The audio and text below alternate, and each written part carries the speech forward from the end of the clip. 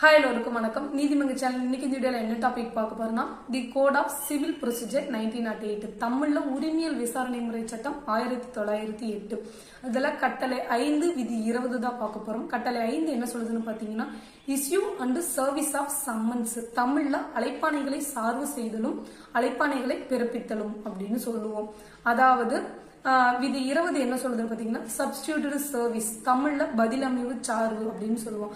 Order 5 rule 20 எதுக்காக இந்த petition, இந்த ஆர்டரும் இந்த ரூலும் பயன்படுத்துறோம் நீதிமன்றத்துல அப்படின்னு பாத்தீங்கன்னா, இது தினசரி நாளிதழில் நம்ம பேப்பர் பப்ளிகேஷனுக்காக இதை யூஸ் பண்றோம் அப்படின்னு கோர்ட்ல வழக்கமா சொல்லுவாங்க.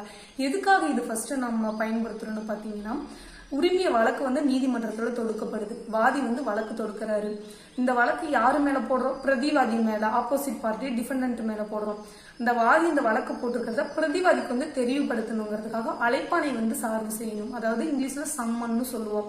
அழைப்பாணை சார்பு செய்ய உங்க மேல இந்த கேஸ் போட்டிருக்கு அப்படின்னு நம்ம சம்மன் அனுப்புறோம் பிரதிவாதிக்கு.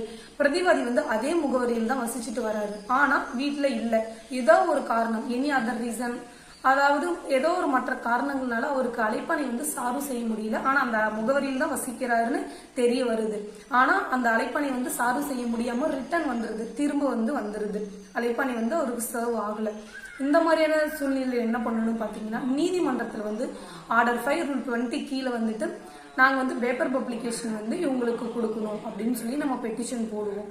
அந்த பேப்பர் பப்ளிகேஷன் சொல்றல அந்த தினசரி நாளிதழ்ல என்ன கண்டென்ட்டோட நம்ம கொடுக்கணும்னு பாத்தீங்கன்னா, இந்த தாவா வழக்கு உங்க மேல தொடுக்கப்பட்டிருக்கு, அந்த தாவா வழக்கு என்ன, இந்த காரணத்தினால உங்க மேல வழக்கு தொடுக்கப்பட்டிருக்கு, நீங்க இந்த தேதிக்குள்ள ஆஜராகல அப்படின்னா அந்த வழக்கு உங்களுக்கு எதிராக தீர்ப்பாயிடும். அதாவது எக்ஸ்பார்ட்டி ஆர்டர், ஒருதலை பட்சமா நீதிமன்றத்துல உத்தரவு பிறப்பிக்கப்பட்டுரும். நீங்க இந்த தேதியில் ஆஜராகணும் அப்படின்னு சொல்லணும். அந்த நியூஸ் பேப்பர்ல நீதிமன்றத்துல ஆர்டர் 5 ரூல் 20 கீழே நம்ம பெட்டிஷன் போடுறோம். அந்த பெட்டிஷனை அலோவ் பண்ணி நீதிமன்றம் நீங்க பேப்பர் பப்ளிகேஷன் நம்ம சஃபிஷியன்ட் ரீசன் சொல்லணும்.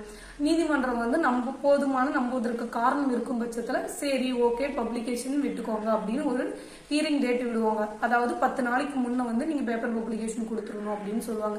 நம்ம ஏதாவது ஒரு நியூஸ் பேப்பர், தினசரி நாளிதழ், தினசரி நாளிதழ்னா டெய்லி ஒரு நியூஸ் பேப்பர் அப்டேட்ல இருக்கு. நியூஸ் பேப்பர்ல நம்ம இந்த பிரதிவாதி மேல இந்த வழக்கு தொடுக்கப்பட்டிருக்குன்னு விட்டுருவோம். அந்த நியூஸ் பேப்பர் விட்டதை அடுத்த ஹியரிங் டேட் வரும். அதாவது 10 நாள் நம்மளுக்கு டைம் கொடுத்துருக்காங்க. இன்னைக்கு ஹியரிங் டேட் கொடுத்துருக்காங்கன்னா ஒரு 1 வீக் கொடுத்துருக்காங்க. நெக்ஸ்ட் வீக் வருது அப்படின்னு பாத்தீங்கன்னா, அந்த வீக்ல என்ன பண்ணணும்னு பாத்தீங்கன்னா, news paper along with memo. அந்த மெமோல என்ன இருக்கணும் அப்படின்னு பாத்தீங்கன்னா, நீதிமன்றம் இந்த தேதியில நியூஸ் பேப்பரை விட சொல்லி நீங்க ஆர்டர் கொடுத்தீங்க, நாங்க அந்த தேதியில நியூஸ் பேப்பர் பப்ளிஷ் பண்ணிட்டோம் அப்படின்னு சொல்லி நீதிமன்றத்துக்கு தெரியப்படுத்தி இதன் அடிப்படையில மேற்கொண்டு நீதிமன்றம் நடவடிக்கை எடுக்க வேண்டும் அப்படின்னு சொல்லி நீதிமன்றத்துல நம்ம அந்த நியூஸ் பேப்பரையும் அலாங் வித் மெமோவும் நீதிமன்றத்துல ஃபைல் பண்ணணும். இதுதான் order 5 rule 20. Thanks for watching.